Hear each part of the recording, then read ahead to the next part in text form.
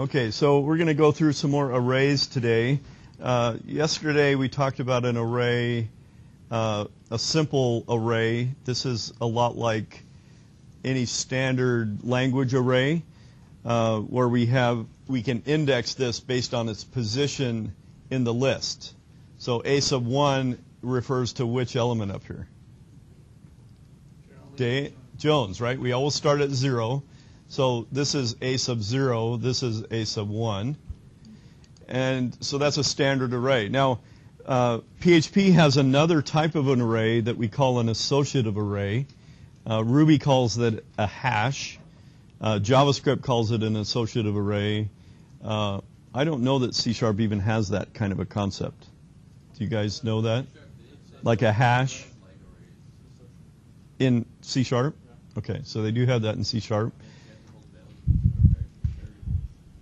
So we can make a different type of an array here, and I might, and the way an associative array works is on key value pairs. So each element in the array, each cell in the array really has two positions. So I like to think of that as a two-column array where I've got two different pieces associated with each other, a key and a value. So we write that the same way. The key can be anything I want. This could be written the same way like this. A 0 is the key, and the value is what's stored in that cell position.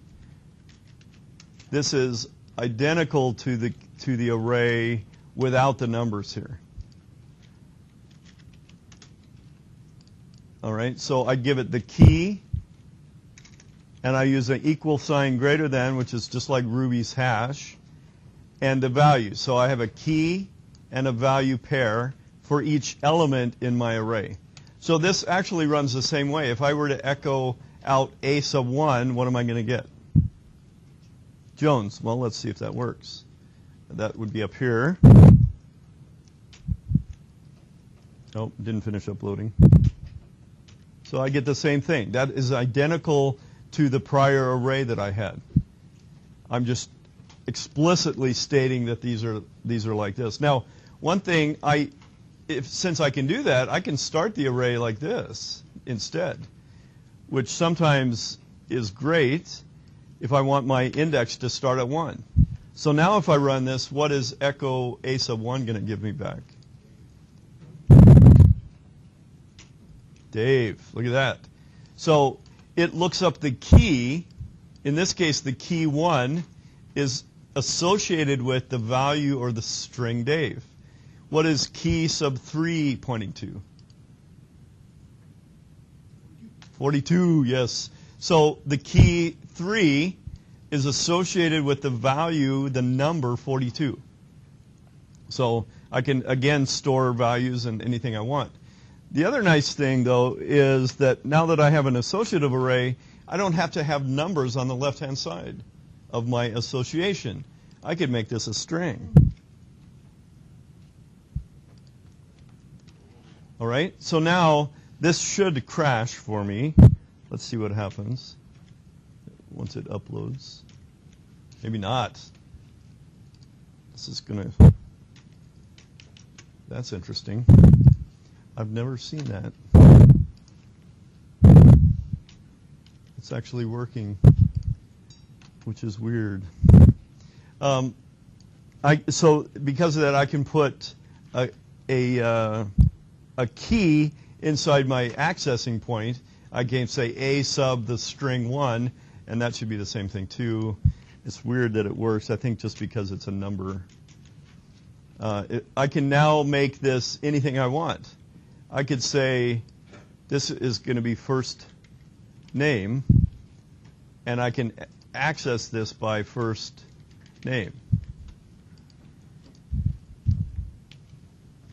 Okay, same thing. Let's put this back to something that's not in the array and try to get an error out of here. So it's not showing my errors because I'm not including my error functions. So let's go get my error pieces. Let's get all my errors on my array here.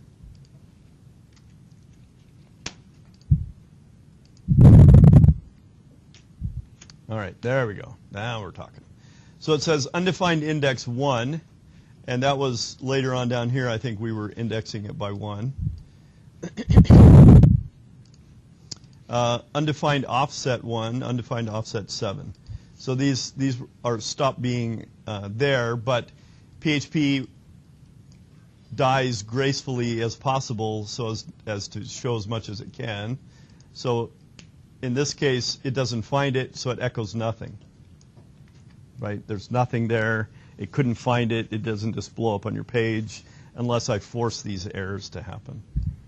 All right, so what did you say, Dan? You had a question? No? Okay. All right, any questions on that so far?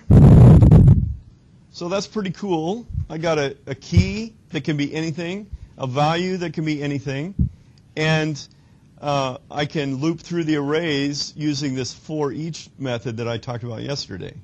This for each now is a little more complicated. Let's say I want to get this data out of here. What is the key as well as what is the value? All right, so I want, because that's really almost like a double array with one column. I want to do this instead using a for each loop, but instead of saying item here, I want to have a key and a value. And again, these are just variable names. I could call this whatever and this whatever. I'll call it item, just so you know it's different. And the key is going to be, as it loops through all of the elements in this associative array, it's going to fill in key with what's on the left-hand side of this hash rocket, as Rails calls it, or Ruby calls it. And the value is going to be what's on the right of it. All right, so I'm looping through my A array as this key points to value. And then key is now available to me as well. And I might be able to put this in here in my option as the actual value that gets submitted on an option when they select something in my select box. So let's see what happens when I run this.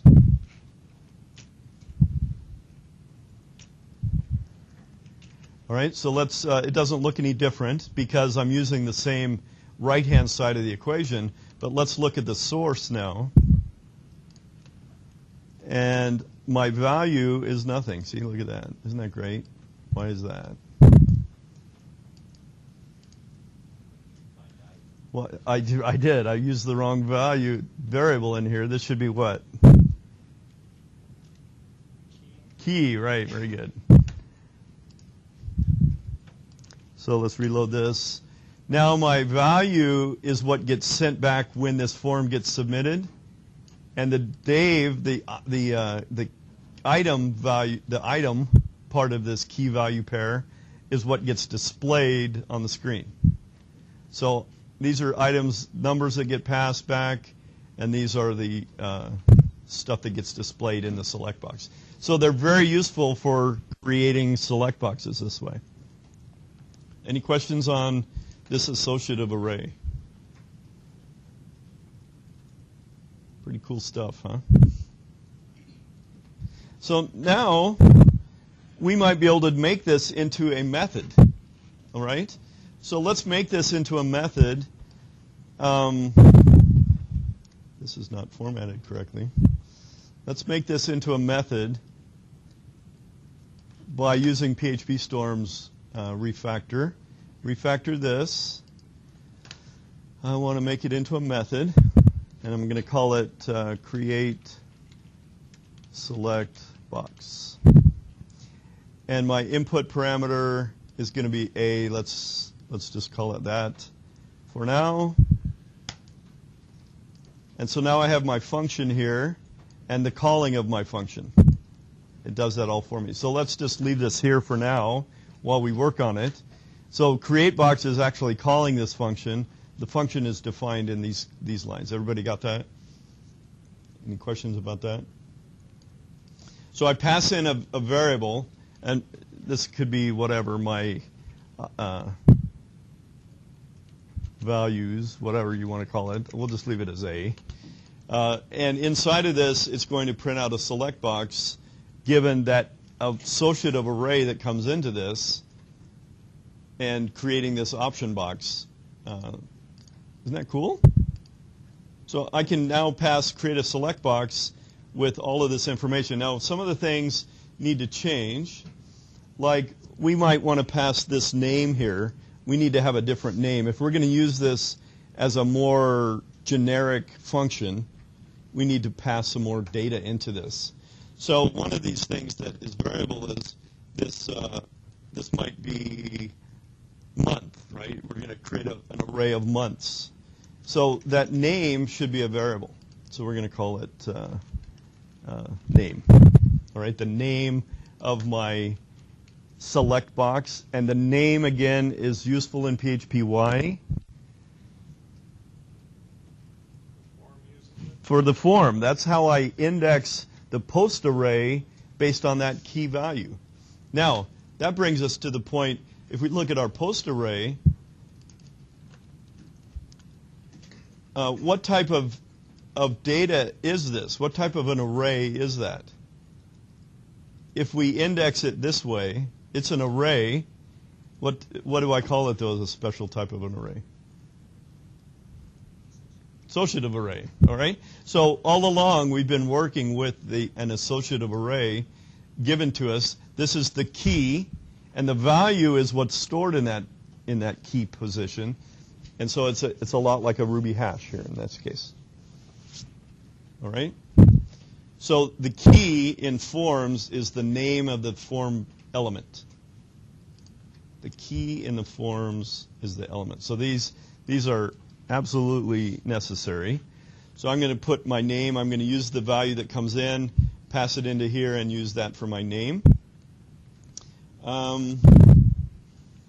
So let's see how that works. Let's create a new array. Let's call it months. Months. And we use the array method to create it. And we might have the string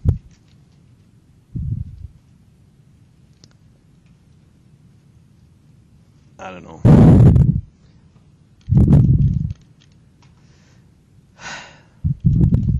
Let's call it January, and it might point to a shorter version of that. Let's do it the other way around. All right, an abbreviation that points to the full month name.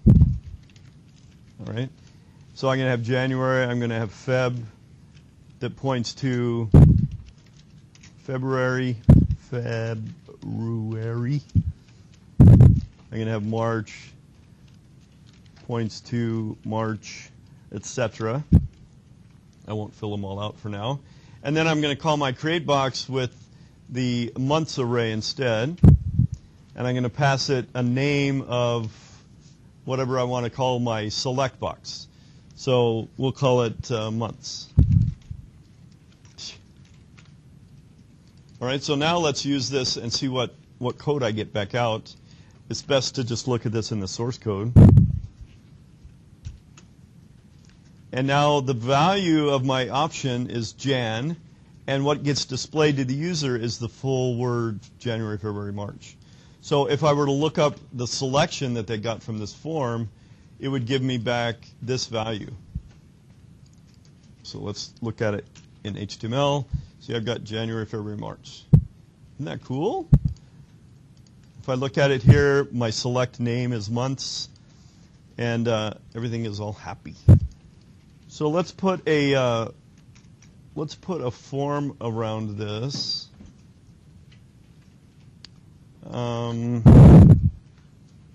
So that we can play with some other stuff. Let's see, what's the easiest way to do that? We'll do it with just this form. action equals what? We're going to post to the same file name. So we're going to call it arrays.php. The method is going to be a post method. And that's all I need for that, I think. And we'll put our closing form down here. And then I have to go in and out of PHP to get that here, which is a little bit messy. What's another way I could do that instead of going in and out of PHP? Echo, right? I could echo this value out here. It's going to be a little nicer. I'll stay in the PHP style. Echo out my form. Closing form tag. And let's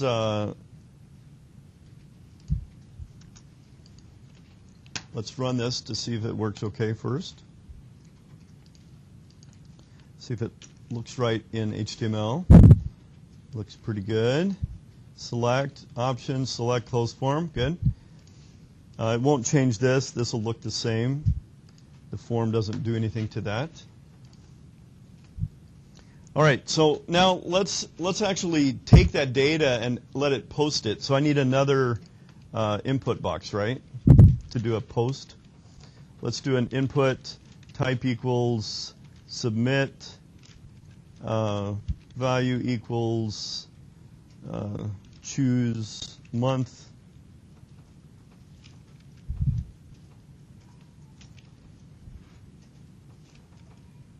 And I think that's all I need for now.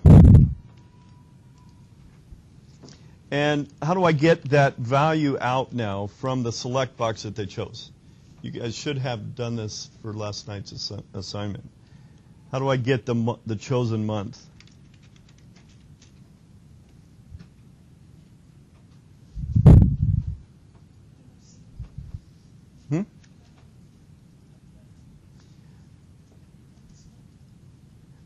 When I post something back to a page, where does PHP put it? In the post array, right? So I'm going to look in the post array for the value associated with the name of my select box, which is what?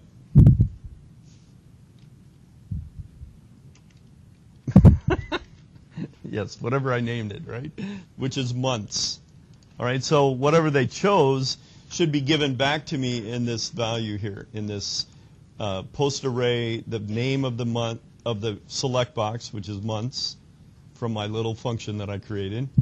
And then let's just echo this out so I can see it. Echo, you chose chosen month. Yes, sir. Won't that crash because you didn't define the chosen month as the empty string first? No, because chosen month, this is the first time I'm using the variable, and I'm setting it to whatever they chose. So you're saying if I don't go to the form with a submit, yes, it will. It won't crash, but I'll get a notice. You're right there. Yes. So it says undefined index months in this on line 42. Let's just see what that error is. 42. So that's the problem with why we do an is set to get rid of that warning, but I'm not going to do it right now. So I have a January, February. If I choose January and I hit choose month, it says you chose Jan, because I get back the value that's stored inside of the option here. The option equals value here, that key portion. In my case, is the key of my associative array. So whatever I put on this side of the equation is going to be sent back to me in the form posting. So I choose February. Now it says I chose February. Isn't that great? March. Chose March. Any questions on that so far? That makes sense? All right. How do I make my sticky form sticky? My non-sticky form sticky? Did you guys get this part done yesterday? All right, we need a selected value next to that piece. So if I put in inside of the option key, there's a selected, if you look down here, selected equals selected. This stupid rule that they have, it just irritates me. Selected equals selected, and that's because HTML is defined on key value pairs, not simple options. All right, so if I do that, that will make that particular option selected. All right, so let's see what happens. I know this is wrong, but if I look at the source code, it always chooses March. Because why? If I look at the source, all of my options are selected. Right? So that's not quite right. We're getting there, but the way HTML reads this, if they're all selected, it chooses the last one that was selected. So that's why it always goes to March. So I need to change my method here to only choose the one that I want them to choose. I only want one of these to be chosen, right? So how would I do that? How would I change my little method here? Anybody have an idea? All right, I need some value to pass in of which one to select, right? So I'm going to call it selected. And I need to change this, only put this in a certain condition. In certain conditions, I want that to happen. So whenever I say certain conditions, what construct in a language would I use? If, right? If, an if block. So I need to write that only in certain cases. So I'm going to do this on its own line. I opened up the option key, the option, and I'm going to put a space there. And then I'm going to print out selected only in certain cases. And then I'm going to close the option key, the option value. So this part has to be in a conditional. I only want this to show up in certain cases. So what am I checking? If the value they passed into me is equivalent to what? What am I checking against?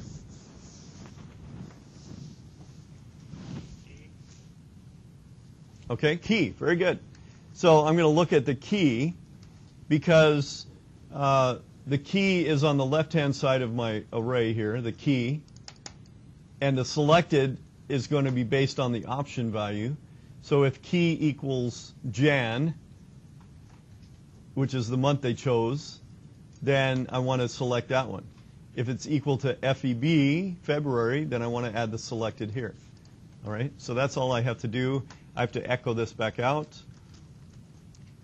Echo selected equals selected. And that should do it. Let's see what happens. Now, I have to change how I call my method because now I added another parameter to it. So I need to pass what I want to select here. What would I call this? What would I pass in? Chosen month. Very good. So I'm going to pass in the value that they posted to the string. Now, it's not quite right, but we're getting there. So now if I run it, it chooses only February and as the one selected. Let's go to the actual place here.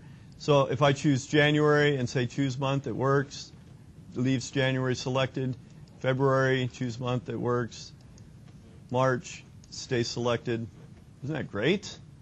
One little method now, and I'm sure that you guys probably wrote a lot more code for this because it's a pain to write that selected. You probably had a bunch of if statements and that kind of stuff. And that's fine. I just wanted to show you another way to create that as a method using these associative arrays. These are really cool for that kind of stuff. All right? Any questions on that? Now, I do have a problem, oops, if I come to the page by itself, month chosen is not defined yet, or chosen month is not defined yet. So by default, all of these are going to be blank.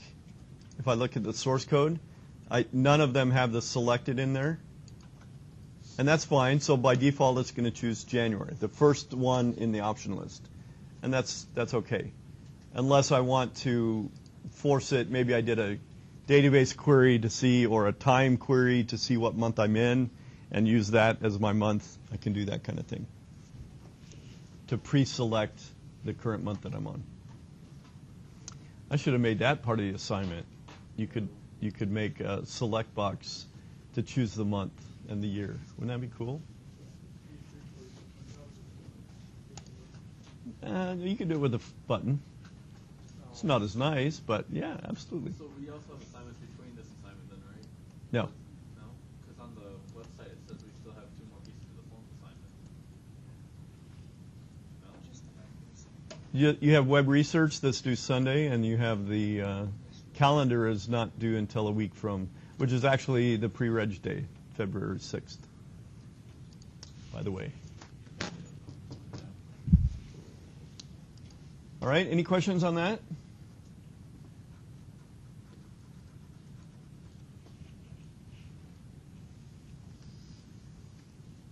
No questions? Of course I'm right. I'm always right. All right, since Ryan brought it up, even though he's not in the class, I'll add one more thing here. We can do it in a couple minutes. And who here has had JavaScript already? A couple. All right, so how could I make this form submit itself? Do you remember that? I would say I can do it inline, which I know that Lynn doesn't teach it that way. But this is a quick way I can make my little function a little nicer and add some code to this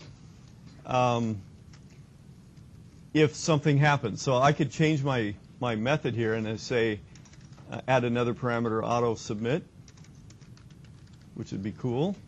And I could say something like if auto submit is true, then I want to do some stuff.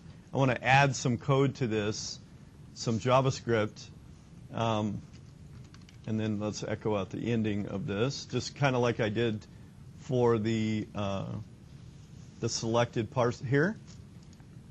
So if auto submit, I want to do something like echo. I want to add a value that's going to trigger on the onChange event. And that is going to be this, which is that references the object on the screen. This references the select box itself. This dot, let's see, I got it all written out. Form dot submit. I want to actually submit that form. So if auto submit is true, it's going to submit the form automatically. So let's see what happens. I have to tell my method now to pass in that value. I'm going to say true. I want my create select box to be auto submitted. All right, so let's reload the page to start with. And if it works, if I choose February, it should automatically reload the page and say February. Isn't that sweet? I choose March, reloads the page automatically, chose March. I didn't have to use my choose month anymore. So I could even take that out completely. Make this a nice little, because I know you don't believe me that it works. I can choose February. It reloads the page, shows my February change. See that? Go to January, auto submits, and here's the source code. That on change is another element that's That's obtrusive JavaScript instead of unobtrusive JavaScript. But it works nice in these kind of method cases like this. It works pretty good. All right? Any questions on that?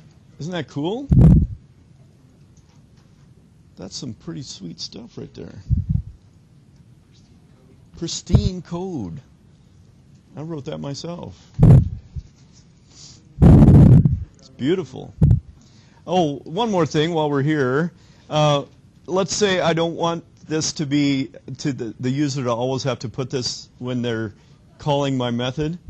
I can set some default values and parameters. I can say this to be always false. And now, if I don't pass anything as the third parameter, notice how it doesn't show in PHP Storm that this is an error anymore. It's only passing 3 values into the parameter list. So those 3 values get to here. And this one, since it has a default value, I've assigned it this default value, auto-submit is going to be false unless they put a 4th parameter in their list. So you can do that however you want, but now it will be a non-auto-submit. Except for the first time. So that's just PHP where you have to do an overloading? Yes, yes, very good. All right, so there you go. That's it for today. Any questions?